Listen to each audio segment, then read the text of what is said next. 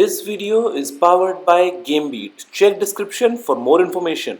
दोस्तों आप में से बहुत सारे व्यूअर्स मेरी ही तरह परेशान होते होंगे अगर हम बात करते हैं कंप्यूटर्स की, क्योंकि जब भी हम बात करते हैं किसी फॉर्म को फिल करने की तो अक्सर वहां पे नीचे हमको एक टेस्ट से गुजरना होता है। वहां पे कुछ भी टेढ़े मेढ़े लेटर्स लिखे होते हैं और हमको सही तरीके से उनको बताना पड़ता है कि वो लेटर्स कौन से हैं, और अगर हम बता पाते हैं तो ही हम अगले लेवल तक पहुंच पाते हैं। अगर हम बात करते हैं ईमेल अकाउंट्स बनाने की, अगर मैं आपसे बात करता हूं कोई भी ऑनलाइन टिकट परचेज करने की, या इस तरह का कोई भी एक ऑनलाइन साइन अप एक्टिविटी जो होती है, वहां पे आपको उस टेस्ट से गुजरना होता है। तो वो टेस्ट क्या है, क्यों है और कैसे है, इसी के बारे में आज मैं आपसे इस वीडियो में बात करने वाला हूं। नमस्कार दोस्तों, मेरा नाम है गौरव, आप देख रहे हैं टेक्निकल गुरुजी। चलिए शुरू करते हैं।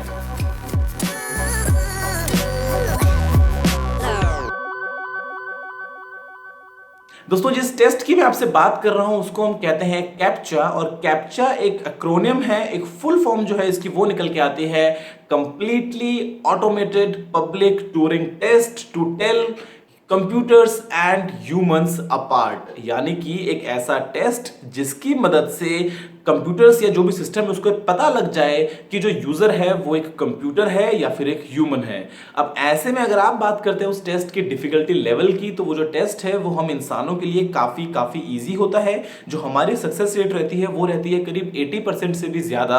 लेकिन अगर मैं आपसे बात करूं कि कोई कंप्यूटर उस टेस्ट को सॉल्व कर दे, या अगर कोई कंप्यूटर वहां पे पढ़ के बता दे या देख के समझ ले कि वो क्या वहां पे उसको इनपुट डालना है, चाहे वहां पे कोई उसको देख के नंबर्स को ऐड करके लिखना हो, चाहे वहां पे उसको कुछ टेढ़े मेढ़े अक्षरों को बता के लिखना हो, तो सक्सेस रेट निकल के आती है 0.01% से भी बहुत कम। अब ऐसा क्यों है, हम ऐसा सिस्टम काम में क्यों लेते हैं, इसके बारे में जरा मैं आपसे बात करता हूं।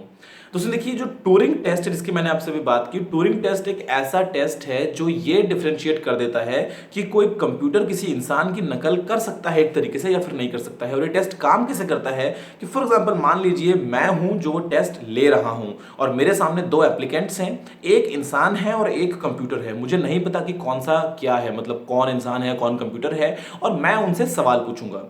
अगर मुझे दोनों के जवाब मिले एक एक करके, और मैं ये टेस्ट के एंड में बता नहीं पाया कि कौन सा कंप्यूटर था या कौन सा इंसान था, इसका मतलब कंप्यूटर ने वो टेस्ट क्लियर कर लिया है और कंप्यूटर एक इंसान की नकल या एक इंसान की तरह सोच समझ के जवाब दे सकता है। अब ऐसे में वो जो हम टेस्ट डेवलप करते हैं जिसको हम कहते हैं कैप्चा, वो एक ऐसा टेस्ट है जिसको हम इंसान तो अच्छे से आराम से पास कर पाए, लेकिन एक कंप्यूटर उसके अंदर फेल हो जाए।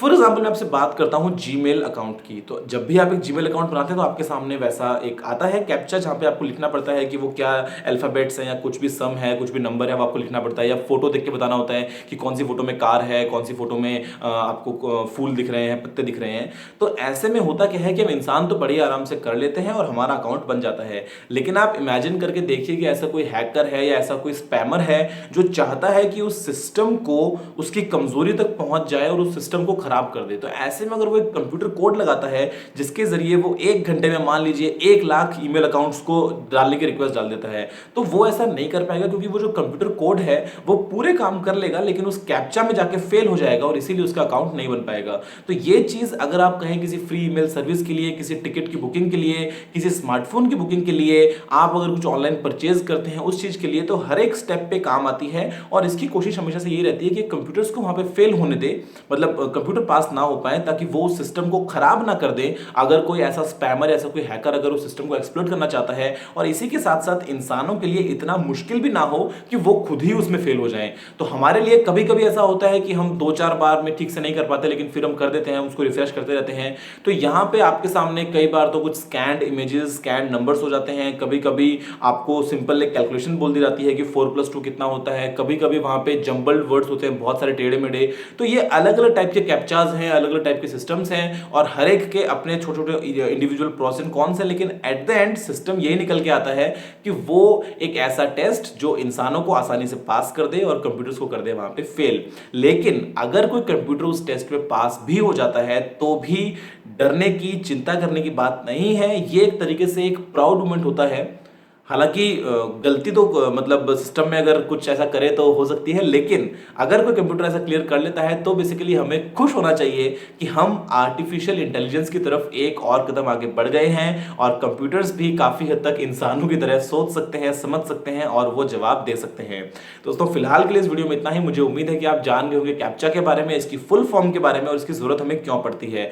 अगर आपको कोई भी सवाल या सुझाव हो तो आप नीचे कमेंट करना मत भूलिएगा, और अगर आपने अभी तक टेक्निकल वीडियो को सब्सक्राइब नहीं किया है तो आप इस वीडियो को लाइक और शेयर कर साथ चैनल को सब्सक्राइब भी कर लीजिए, क्योंकि मैं आपके लिए रोजाना यहाँ पे इसी तरह की टेक वीडियोस लेके आता रहता हूँ। फिलहाल के लिए इतना ही दोस्तों, जय हिंद, वंदे मातरम।